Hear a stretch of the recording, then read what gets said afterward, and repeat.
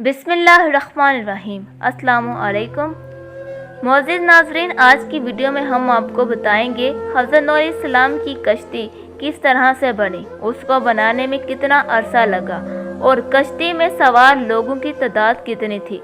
नूह की कौम पर जब किसी नसीहत का असर ना हुआ और उनकी कौम के सरदारों ने उनसे कहा कि हम तुम्हें झूठा समझते हैं और उनका मजाक उड़ाया, तो नूह अलैहिस्सलाम समझ गए कि उन पर रिश्तों हदायत की कोई गुंजाइश नहीं।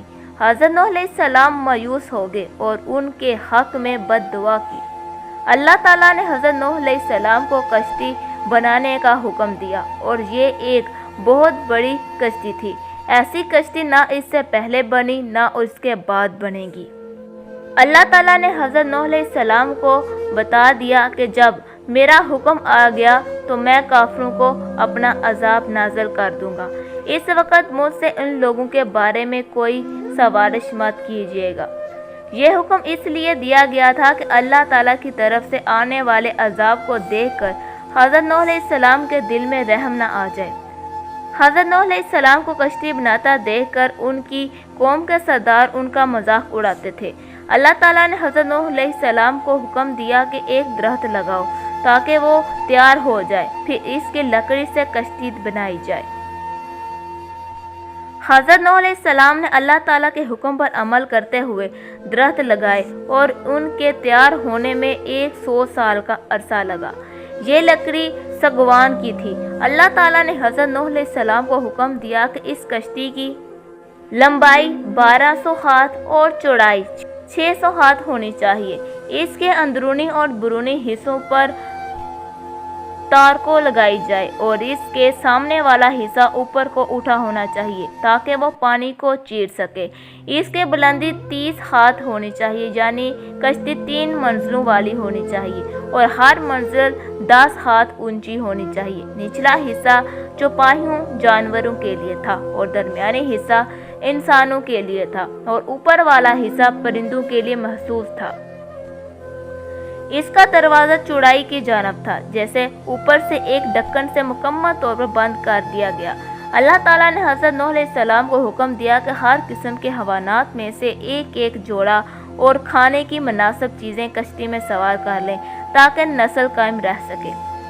हज़रत नूह अलैहिस्सलाम जब कश्ती बना रहे थे, उनकी कौम के वो अफराद जो पास से गुजरते हंसते कि खुशकी में कश्ती कैसे चलेगी।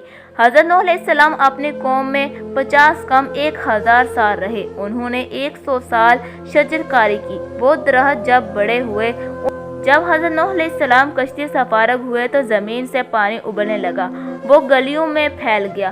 तो एक बच्चे की माँ जो बहुत ज़्यादा डरी हुई सहमी हुई थी, अपने बच्चे को लेकर पहाड़ की चोटी पर चढ़ गई, लेकिन जब पानी उसके गर्दन तक पहुंचा तो उसने बच्चे को दोनों हाथों में ऊपर उठा लिया, मगर फिर भी वो दोनों डूब गए। यहाँ तक कि अल्लाह ताला ने काफिरों में से कोई भी चलता फिरता शख्स नहीं छोड़ा। हज़रत इब्ने अब्बास रज़ी अल्लाह ताला अन्हा से रवायत है कि हवारियों ने हज़रत ईसा अलैहिस्सलाम से कहा, काश आप हमारे लिए कश्ती नूह का देखने वाला शख्स जिंदा कर देते जो हमें इसके मुतालिक बताते। तो हज़रत ईसा अलैहिस्सलाम ने उन्हें एक मिट्टी की टेले के पास ले गए। वहाँ से एक मुट्ठी भर कर फरमाया, जानते हो ये कौन है? कहा, बिन हाम बिन नूह है। फिर इस ठेले पर आपने लाठी मारी और फिर कहा, अल्लाह के हुक्म से उठ जा। तो वो शख्स ऐसे मिट्टी झाड़ते हुए उठा, इसका सर मुकम्मल तौर पर सफ़ेद हो चुका था। हज़रत ईसा अलैहिस्सलाम ने दरियाफ्त फरमाया, क्या तुम ऐसी हालत में ही मरे थे?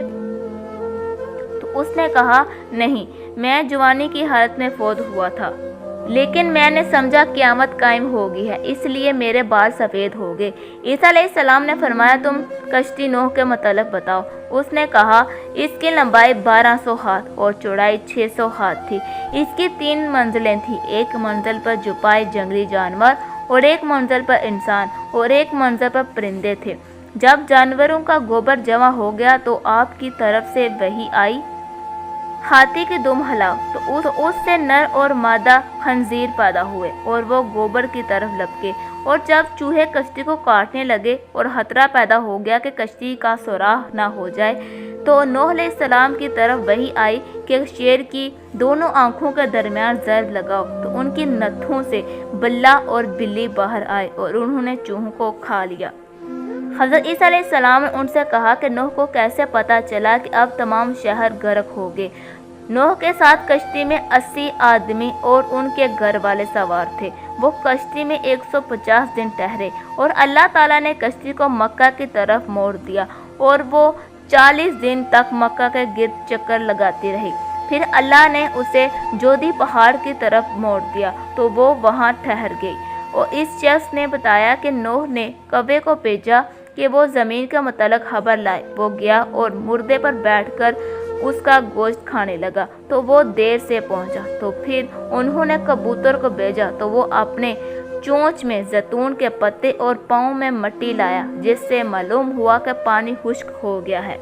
حضرت نوح علیہ السلام ماہ رجب کی 10 تاریخ کو کشتی میں سوار ہوئے اور 150 دن چلتے رہے اور 1 مہینہ جودی پہاڑ پر رہے، اور محرم کی 10 تاریخ کو کشتی سے وہ اترے۔ اللہ تعالیٰ نے حضرت نوح علیہ السلام کو حکم دیا کہ وہ اب زمین پر اتریں تاکہ نسل بڑھے اور پھیلے اور زمین پہ انسانوں کی آبادی بڑھے۔ محترم ناظرین، اللہ تعالیٰ بہت رحیم و کریم ہے، لیکن جب کوئی قوم نافرمانی میں حد سے زیادہ گزر جاتی ہے تو اللہ تعالیٰ اس قوم کو نصف نابود، تباہ و برباد کر دیتے ہیں۔ اللہ پاک سے دعا ہے کہ اللہ تعالیٰ ہم سب پر اپنا فضل و کرم فرمائے رکھے۔